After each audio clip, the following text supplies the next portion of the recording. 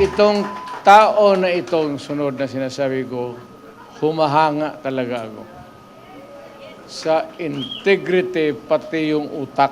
Abogado, pareho kami abogado eh.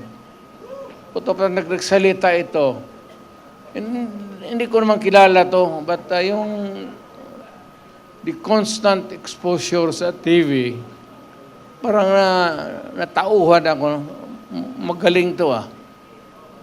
Alam niya, sinasabi niya, pati tatanong-tanong ako, eh talagang is one of the upright na tao na ano.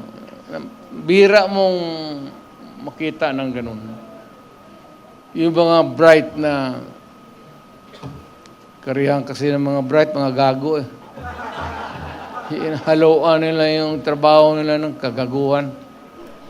Alam mo, ako talaga, it was I who sought him. Ako naghanap sa kanya para makilala ko siya. Talagang bumilib ako sa kanya. Marcoleta.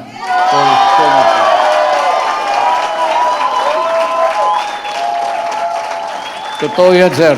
Hindi kita alam niya, hindi niya.